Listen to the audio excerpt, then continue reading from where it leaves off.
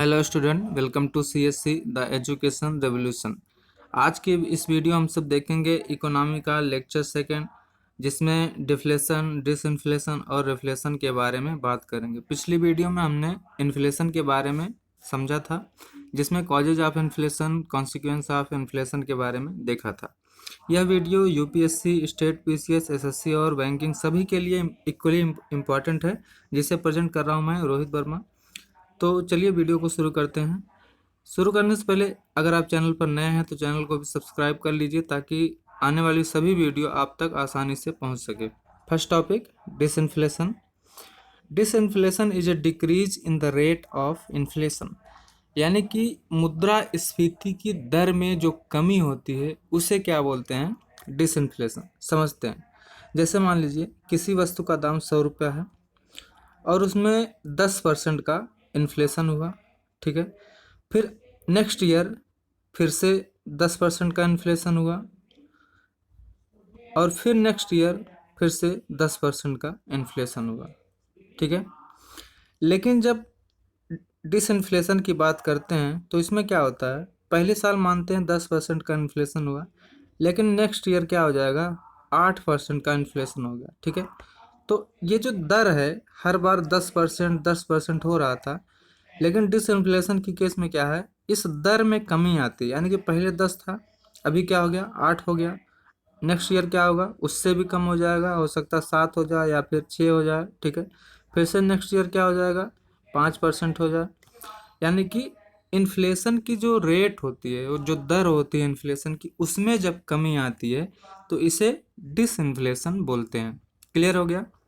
तो अब सवाल उठता है कि ये डिसइन्फ्लेशन किसी भी अर्थव्यवस्था के लिए सही है या गलत है, यानी कि इसका नुकसान है या फिर फायदा है। देखिए, जब इन्फ्लेशन की रेट बहुत हाई होती है तो इकोनॉमिक सिचुएशन सही नहीं मानी जाती किसी भी अर्थव्यवस्था में।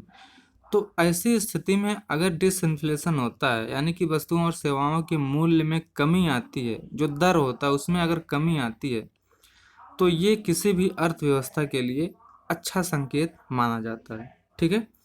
यानी कि अब अर्थव्यवस्था को कंट्रोल में लाया जा रहा है या फिर लाया जा सकता है, ये एक संकेत होता है डिसइन्फ्लेशन। क्लियर हो गया?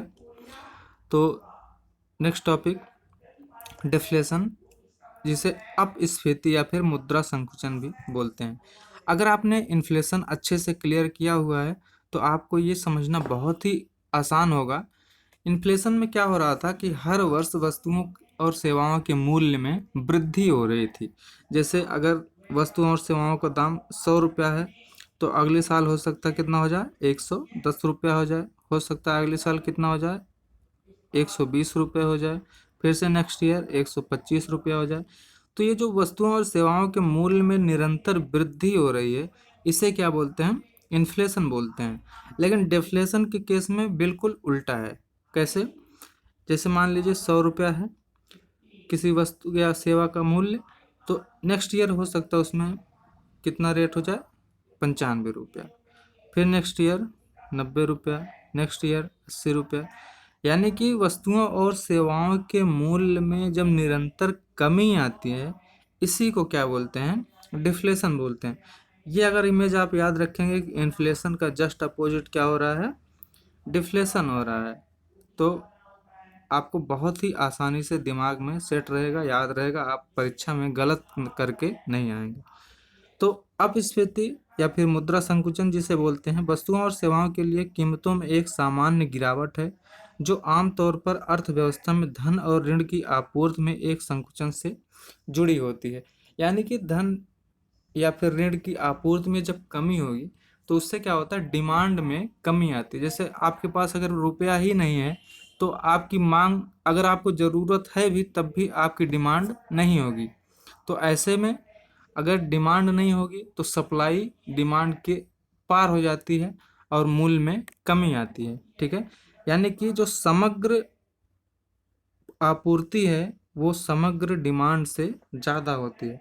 यानी कि जो प्रोडक्शन है या फिर प्रोडक्टिविटी है कह सकते हैं, वो डिमांड की तुलना में अधिक हो जाती है। तो इस कारण से वस्तुओं और सेवाओं के मूल्य में कमी होती है, ठीक है। तो कारण क्या क्या है? पहला है डिक्रीज इन लिक्विडिटी। लिक्विडिटी क्या होती है? Circulation of money in an economy, यानी कि किसी भी अर्थव्यवस्था में मुद्रा का जो प्रवाह होता है उसे क्या बोलते हैं? लिक्विडिटी बोलते हैं। और अगर लिक्विडिटी में कमी आए, जैसे लोगों के पास पैसे ना रहें, तो ऐसी सिचुएशन में क्या होगा? डिमांड में कमी आएगी। अगर डिमांड में कमी आएगी तो जाहिर सी बात है वस्तुओं और सेवाओं के मूल्य में भी कमी हो जाएगी, और इसी को क्या बोलते हैं? डिफ्लेशन बोलते हैं। नेक्स्ट, अनएम्प्लॉयमेंट, यानी कि बेरोजगारी की अगर स्थिति है, बहुत ज़्यादा बेरोजगारी है, तो ऐसे में भी लोगों के पास पैसा नहीं रहेगा। और जब आपके पास पैसा ही नहीं है तो आप किसी भी चीज़ की डिमांड नहीं करेंगे, ठीक है? तो ऐसे में भी मूल्य में कमी आती है। अगला, ओल्ड पॉपुलेशन। ओल्ड पॉपुलेशन मतलब जैसे अगर ज़्यादातर आबादी वृद्ध हो चुकी है तो उन्हें क्या चाहिए? दवा, थोड़ी सी दवा चाहिए और दो एक कपड़े चाहिए, यानी कि उनकी डिमांड बहुत ही सीमित हो जाती है। अब ना तो उन्हें कार चाहिए, ना बाइक चाहिए, कुछ नहीं चाहिए। तो अगर डिमांड कम हो जा रही है तो इससे भी वस्तुओं और सेवाओं के मूल्य में कमी आती है। तो ओल्ड पॉपुलेशन भी एक बहुत ही बड़ा कारण होता है। अगर ज़्यादातर आबादी वृद्धि हो गई तो उनकी डिमांड वैसे ही घट जाएगी। अगला कारण क्या हो सकता है? Consumer desire to increase saving, यानी कि अगर जो उपभोक्ता हैं वो ये सोचे कि हम अब बहुत ही ज़्यादा सेविंग करनी है, हमें बचत करनी है, तो वो खर्चा नहीं करेंगे, और खर्चा नहीं करेंगे तो वस्तुओं और सेवाओं का दाम फिर से कम होगा। और अगर अगला कारण क्या है? Technology advancement. जैसे अगर आप एक एग्जांपल से समझें, पहले एक नोकिया का सिंपल सा फ़ोन जिसमें आप कुछ बटन ये सब होती थी, इसका भी रेट क्या होता था? 8,000 10,000 रुपया होता था। लेकिन अभी क्या है, टेक्नोलॉजी अच्छी हुई तो बहुत अच्छे अच्छे स्मार्टफोन 10,000 रुपये तक मिल जाते हैं, ठीक है? तो अगर टेक्नोलॉजी बढ़ती है तो ऐसे फीचर फ़ोन जो होते हैं उनका दाम अब इस समय ये 900 रुपये 1,000 रुपये में मिल जा रहा है, ठीक है? तो इसकी वजह से भी मूल्य में कमी आती है, डिफ्लेशन आता है।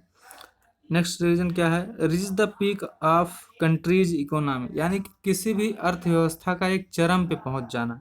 इसका मतलब क्या है कि अगर ज़रूरत की सभी चीज़ें सभी के पास उपलब्ध हो चुकी हैं, जैसे आपके घर में कार है, बाइक है, टीवी है, कूलर, फ्रिज, एसी सब कुछ हो चुका है, तो आप क्यों खरीदेंगे दोबारा?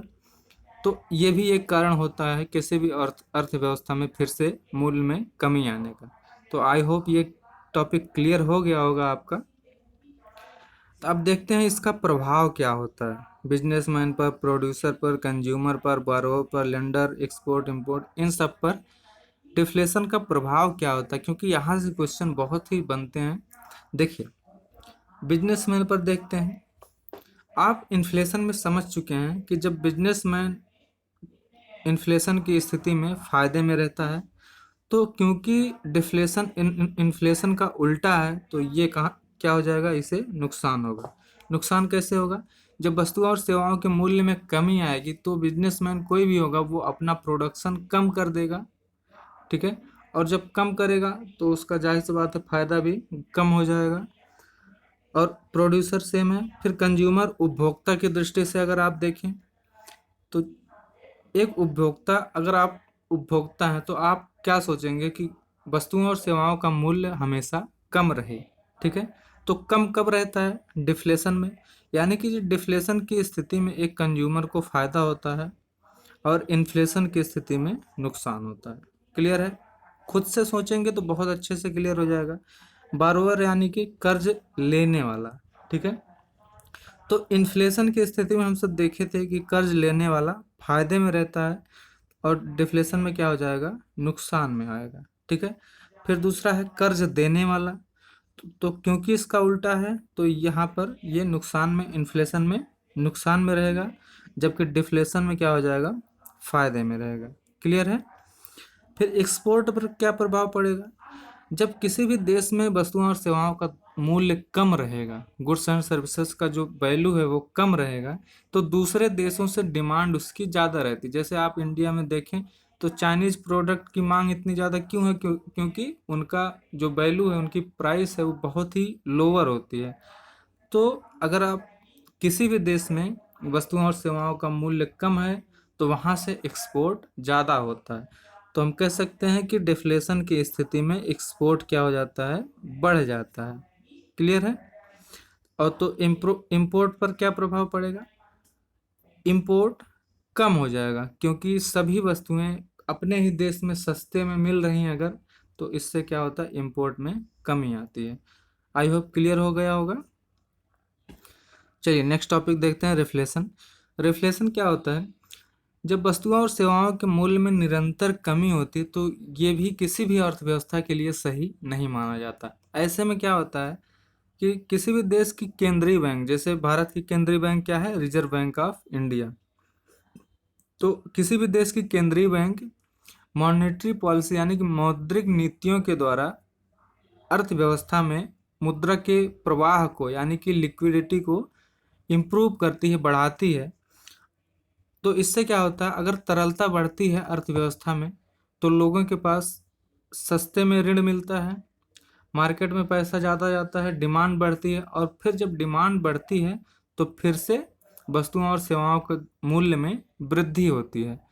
और साथ में सरकार भी क्या करती है, जैसे करों में कटौती करती है, यानी कि रेट ऑफ टैक्सेस उसमें कमी ले आती है।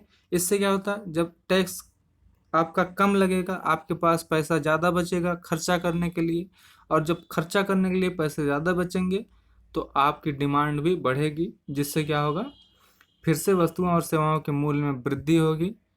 तो ये क्या कहलाता है, रिफ्लेशन कहलाता है। क्लियर है। तो ये भी किसी भी अर्थव्यवस्था के लिए एक अच्छा माना जाता है, क्योंकि अगर बहुत ज़्यादा आर्थिक मंदी आ जाती है देश समृद्धि रुक जाती है। ठीक है। तो इस वीडियो में इतना ही। अगर वीडियो अच्छा लगे तो लाइक ज़रूर करिए, अपने दोस्तों के साथ भी शेयर करिए। नमस्कार।